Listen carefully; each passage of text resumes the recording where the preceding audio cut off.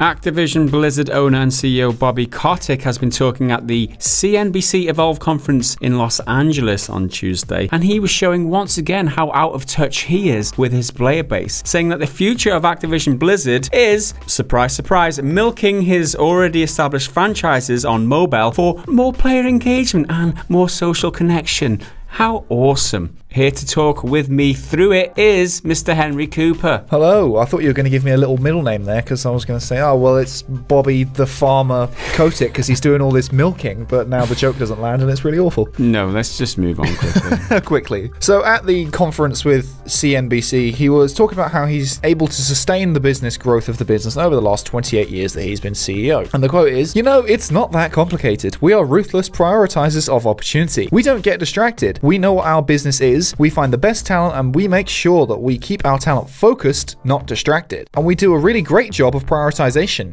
That's sort of the secret to our success. And I think that comment on focus is interesting because he went to an early board meeting. He said a little anecdote of his first ever board meeting, and he heard someone called Jean Rene saying, this Bobby Kotick, he's going to fuck us. He's going to fuck us. He's going to fuck us. That's 3 fucks at the beginning of the video. We're going to get in trouble. Well, you weren't saying fuck us. You were saying focus. You using a French accent to say focus. Exactly. Right? He was actually saying focus. In fact, he wasn't going to fuck us. He was going to fuck us. He wants to fuck us. Bobby Kotick owes Activision's success to their, quote, maniacal focus. But I do think fuck us is what us gamers have been saying. It's definitely more going to fuck us. That was a premonition back in the day. On the topic of how he's planning to grow Activision Blizzard in future, well, spoiler alert, he's going to focus on mobile. He said, today we have roughly 350 million customers in 190 countries. There is not a good reason why that number shouldn't be 1 billion in the next 5 years. It starts with more frequent release of content, taking franchises that we have and growing them onto new platforms. So essentially, milking the franchises that you have by more frequent release and bringing them onto mobile by growing them onto new platforms. So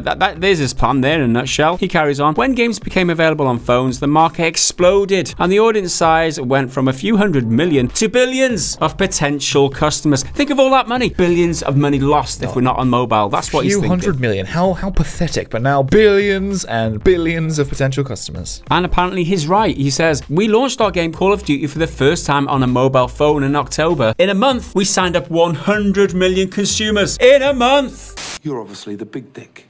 And so you realize that as these franchises go from consoles to PCs to phones, the growth in the audience is going to be staggering. I mean, you can hear his mouth salivating at the prospect of all those people playing his games on mobile. 1 billion players playing his games, that's his aim, and he wants them all playing on dirty mobile phones. All right, I'm exaggerating a little bit there. Phones aren't dirty, depends what you've been doing with them, but still, the gaming experience on mobile isn't as good as other platforms. That's my point that I'm just badly making. He just sounds like he's a lion patrolling the desert of the Serengeti or whatever, eyeing up a little innocent gazelle, someone who's never bought a microtransaction. They're like, I like Call of Duty, now I can play it on the toilet. And then he's just going to pounce and rip their gizzards out. Well, another reason he wants to go to mobile is for social connection and engagement. Love those corporate buzzwords. Where the growth is going to come from, it's every region, every geography, getting those games onto mobile, making sure that the communities, the social connections that are happening between players are extraordinary, and those social connections are deepening engagement. We just had social engagement, the game, which was bloody Death Stranding.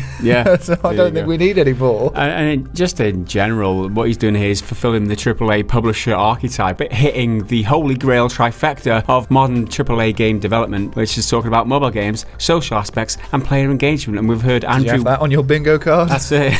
Bingo! Andrew Wilson's been spouting this bullshit for ages now in every single interview that he seems to be making, and that's just what EA's direction are. It doesn't surprise us that this is the head honcho of Activision Blizzard saying the same tripe, because we all know the buddies, they get together and have meals about like how they're going to milk the player base. I think this shows, and it's just in spite of current fan bases' wants and desires, their focus is about mobile and just about milking their current franchises. And the irony here that he is essentially going to focus instead of focus. Get it? I threw the awesome joke in there. I threw that awesome joke in there just for you guys. Just for you guys. Prime example of them just losing touch with the player base, obviously, was the Diablo Immortal mobile version of Diablo, for those of you who are out of touch. That announcement, which they announced on stage during a BlizzCon last year, that old meme with, do you guys not have phones? Do you guys not have phones? Yeah, you guys all have phones, right? Again, it's just resonating now, isn't it? It's all about mobile phones. It's not about the current player base. It's not about the games that you love anymore. It's about the potential customers that they've got. It's about the potential in mobile. It's about the potential engagement and social interaction. It's not about you and the games that you love anymore. It's all about the money. But does that surprise us? It really is all about the money, because he even said, I think money making is easy. Yeah, I'm sure it is when you've got a multi-billion-dollar company.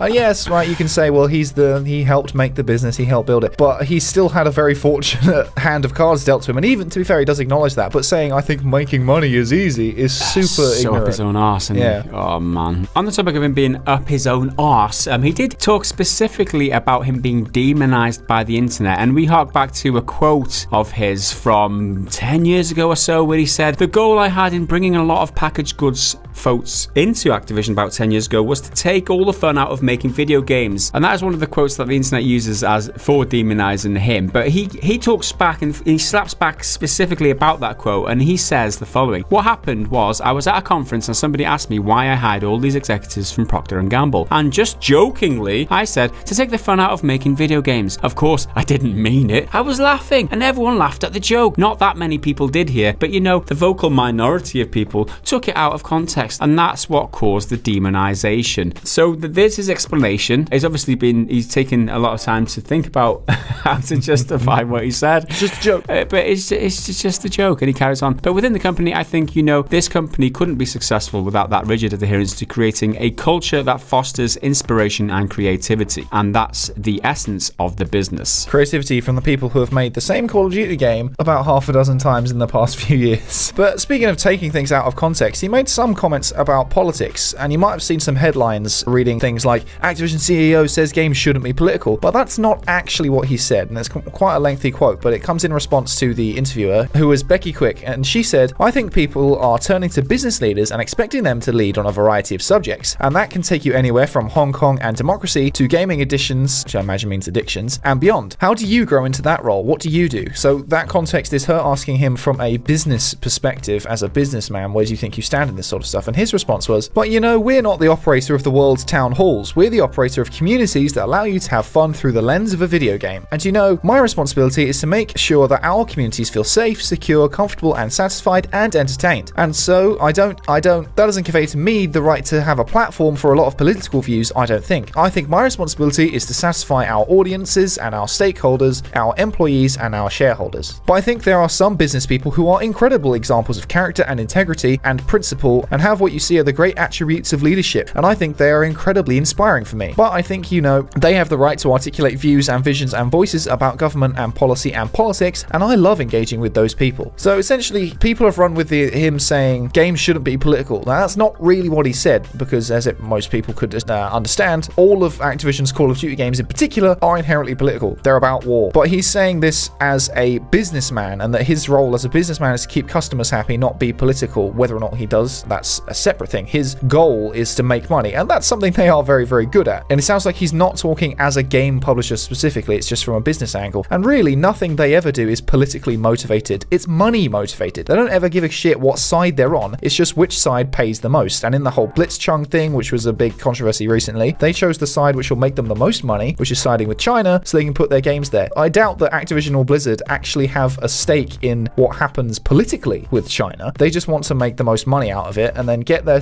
money bags over their shoulders, then run away as fast as they can into the wind. So then he carried on when he was asked what comes next for Activision Blizzard, and he says, well, I think for us, pushing the envelope on innovation, creating new ways that fulfill our mission of, this is his mission statement by the way, and prepare, bringing people together through epic entertainment. Building better worlds. Yeah, I saw the commercial.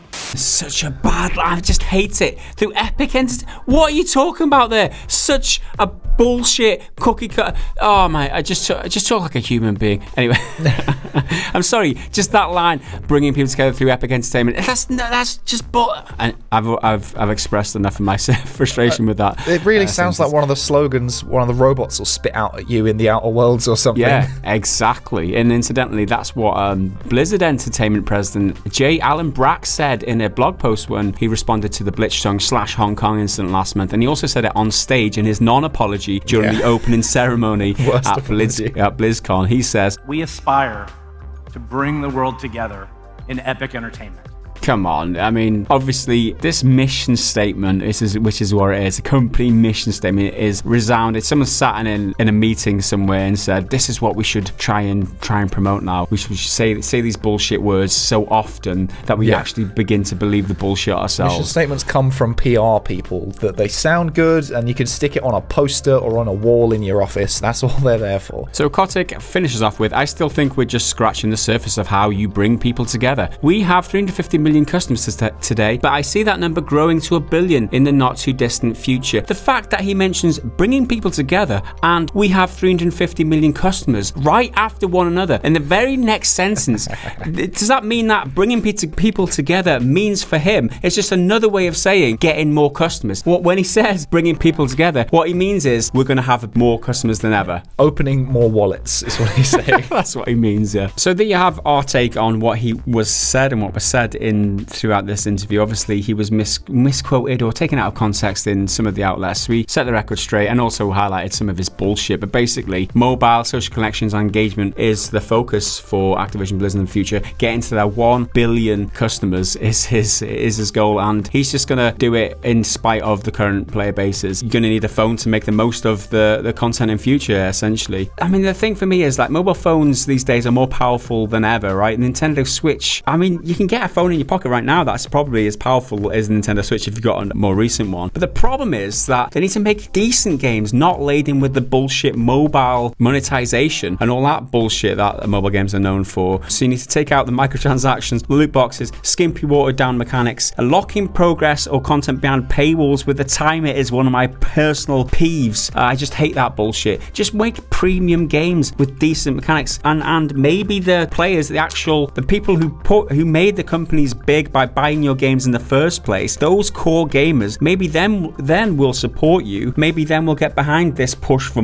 the mobile platform. Don't try and nickel and dime people, because you know this is just a way of them trying to get the most money out of the most amount of people, and that's their focus on future. This is the modern AAA games industry. But anyway, that's just what we think. This is even more bullshit that Bobby Kotick comes out with regularly. And yeah, as we said, people have been saying he said some things which he just didn't, but that doesn't mean he's any less of an ignorant. I was going to say arsehole, but yeah. He's not the arsehole, he's the dick, because he wants to fuck us, right? Fuck us. He wants to fuck us.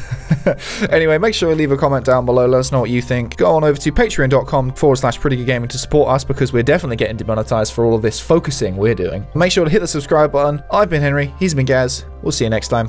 Bye for now.